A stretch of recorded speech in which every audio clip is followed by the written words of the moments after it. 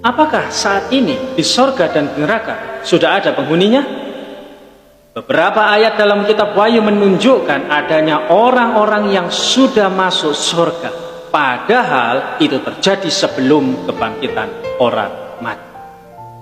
Di mana contohnya? Contohnya ada di dalam Wahyu 4 ayat yang keempat. Dikatakan di sana, dan sekeliling tahta itu ada 24 tahta, dan di tahta-tahta itu duduk 24 tua-tua yang memakai pakaian putih dan mahkota emas di kepala mereka.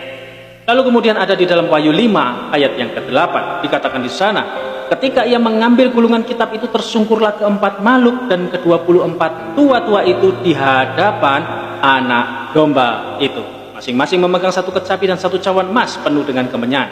Itulah doa orang-orang kudus. Lalu ada juga di dalam Wahyu 6 ayat yang ke-9 dan ke-11. Dan ketika anak domba itu membuka materai yang kelima, aku melihat di bawah mezbah jiwa-jiwa mereka yang telah dibunuh oleh karena firman Allah dan oleh karena kesaksian yang mereka miliki.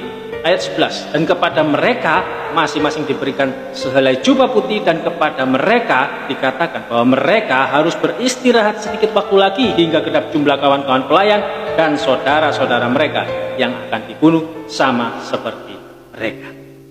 Itu salah satu contohnya. Lalu berikutnya, baca kembali kisah Lazarus dan orang kaya dalam Lukas 16 ayat 19-31. Bacalah cerita ini baik-baik dan saudara akan melihat bahwa sekalipun orang kaya itu sudah berada di alam maut, tetapi dia masih mempunyai 5 saudara yang masih hidup. Di mana ini menandakan bahwa Yesus belum datang untuk kedua kalinya, tetapi ia sendiri sudah ada di alam maut atau Hades, yang digambarkan sebagai tempat penderitaan dengan nyala api ya. Sehingga jelas ini menunjukkan pada neraka. Sedangkan Lazarus ada di pangkuan Abraham. Jika berbicara tentang keberadaan daripada Abraham, jelas ini menunjuk pada surga. Jadi jelas ini menunjukkan bahwa di surga dan di neraka saat ini sudah ada penghuni. Lalu kalau yang di neraka bagaimana? Nah, contohnya ada dalam Wahyu 20 ayat 10, dikatakan, dan iblis yang menyesatkan mereka dilemparkan ke dalam lautan api dan belerang, yaitu tempat binatang dan nabi palsu itu, dan mereka disiksa siang malam sampai selama-lamanya. Bandingkan dengan Wahyu 19 ayat yang ke-20, maka tertangkaplah binatang itu dan bersama-sama dengan dia nabi palsu yang telah mengadakan tanda-tanda di depan matanya, dan dengan demikian ia menyesatkan mereka yang telah menerima tanda dari binatang itu dan yang telah menyembah patungnya.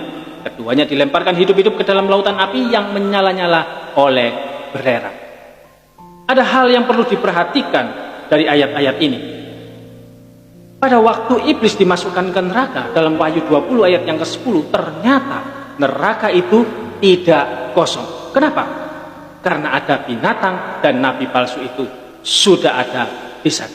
Karena mereka sudah ada, sudah dilemparkan ke sana dalam Wahyu 19 ayat yang ke-20. Saya tidak ingin mempersoalkan kata binatang itu menunjuk kepada siapa atau siapa ya, tetapi saya hanya ingin menekankan bahwa sudah ada manusia di neraka sebelum iblis dibuang ke sana pada akhir. Jadi jika saudara bertanya apakah sekarang di surga atau neraka sudah ada penghuninya, berdasarkan kitab suci atau Alkitab, maka jawabannya adalah sudah ada. Kiranya dapat dipahami dan menjadi berkat bagi kita semua. Amin. Tuhan Yesus memberkati. Shalom.